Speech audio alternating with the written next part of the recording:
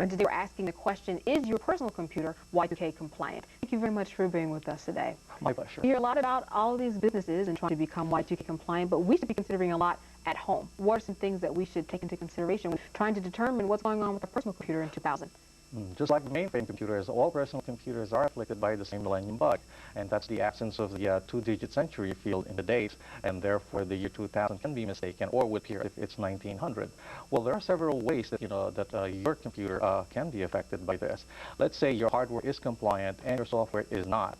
So even though your hardware can detect the year 2000 from the 1900, your software is only able to process the two-digit year. So it will ignore the year century field of 20. So now if you have applications or software that actually does a lot of accounting functions, your budgeting software, this software would tend to do a lot of date calculation, interest calculations, accounts payable, accounts receivable, and a lot of your financial statements are likewise going to be affected by that date problem.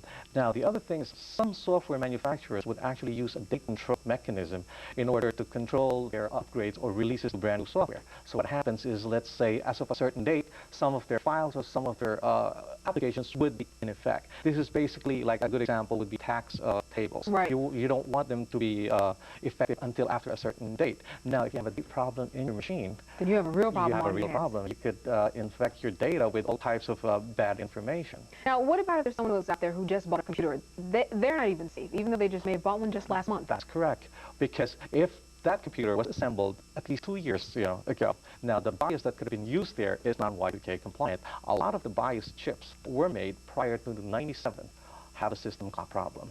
And that is that part of the computer that actually maintains and keep the date and time for the entire system. So now the hardware, you can have the clock off, and then even on the side of software, there's some things that you should consider too. That's correct, because even if your hardware is able to determine the difference, your software will not be able to, because if it only processes the two-digit year, it will not be able to recognize the year 2000 from 1900, and the same problem will occur.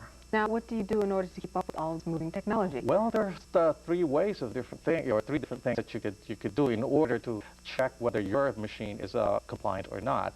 The simplest, yet not the most cost-effective, is just replace your hardware. Right. That's what a lot of people don't want to hear about. They have to replace the whole computer.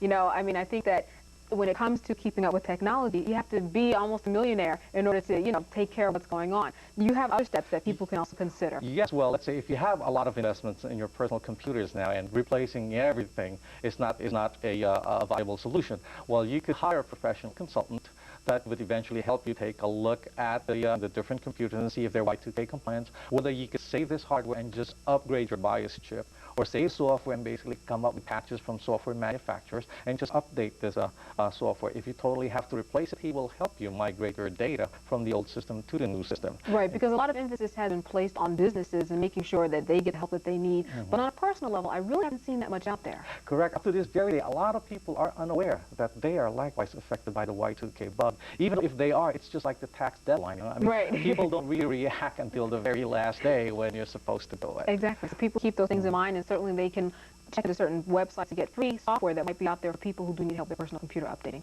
Thank you very much for being with us. It was good having you. My pleasure. I'm Candace Kelly for Comcast Newsmakers. For more information, tune into CN8, the Comcast Network.